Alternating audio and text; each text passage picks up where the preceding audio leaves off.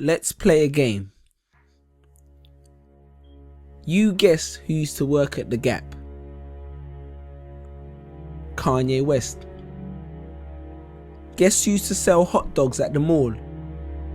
Eva Mendes.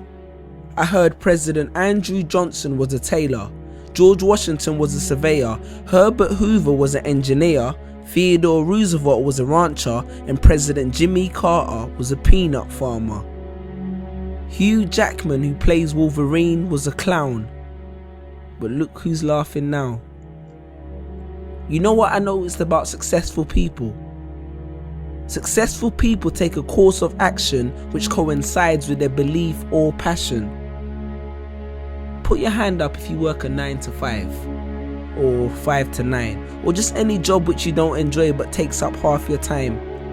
Well, hopefully in a couple weeks, months, days, years time, you'll be able to come back to this video, hear that first line and keep your hand down. Because how many times have you visualized taking a pen from the manager's desk, or the one the cashier keeps behind the till, the one your supervisor places it strategically in their hair, or the one the security guard keeps behind his ear for extra intimidation, and writing your resignation? Because there's nothing wrong with making an honest living, but be honest, are you honestly living?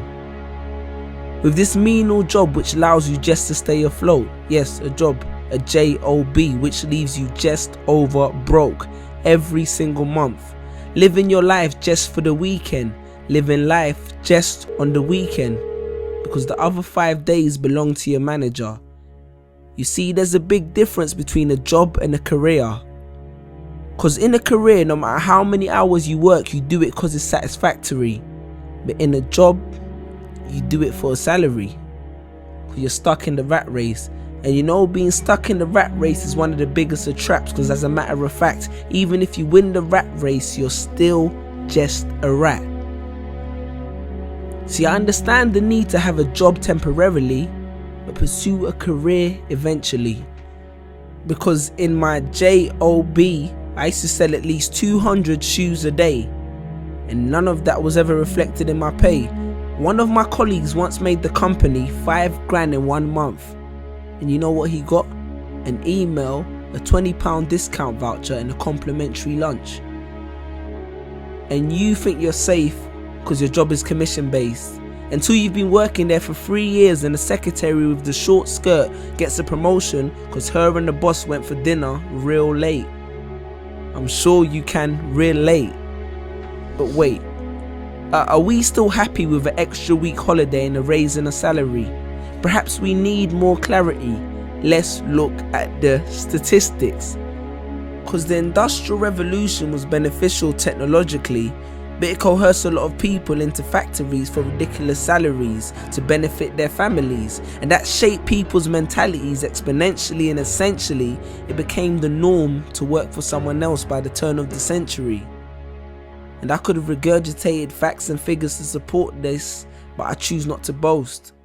Plus, that would give them nothing to write about in the Huffington Post. Now, in 3 years, I've had 6 jobs, and that made me think that long term I could never be happy working one of these jobs. And I used to have a rich uncle called Steve, and they say that apple don't fall far from the tree, so maybe subconsciously I was trying to get one of Steve's jobs. I understand more than anyone that a job allows you to pay the bills, make ends meet and survive. But that's exactly what it is, surviving, not living. I hope you're aware of the difference. It's like when you hear but don't listen. Because you can hear good advice, but if you don't heed it, it does no benefit to your system. The same way only knowledge with application is wisdom. I hope you're creating the distinction. Sean Corey Carter said it best. 9 to 5 is how you survive, and I'm not trying to survive. So he strived hard for his dream, and look where it took him. So bear that in mind next time you drive past that arena in Brooklyn. But then again, survival is the only trait that every human being has in common. And do not take this as a reason to quit your job, go back home and stare at a computer screen, because a government check plus idleness does not equal success. Success will not fall in your lap. In my family we have a saying. It says, if you really want to grow trees, pray for rain but don't neglect to water your seeds. Chase your dreams. Because I wrote this on the back of a pay slip, on the late shift, the grave shift of slave ship for makeshift wages. Google the term corporate sharecropping and you understand what I'm talking about. If somebody wants to do these jobs, then let them. And from the bottom of my heart, I respect them. Because I once met a garbage man who was the happiest man that I've ever met. But don't become a slave to a paycheck. Because a job is a safe net. The condom which the system uses to screw you, and none of us would be here if everyone practiced safe sex. Stand tall.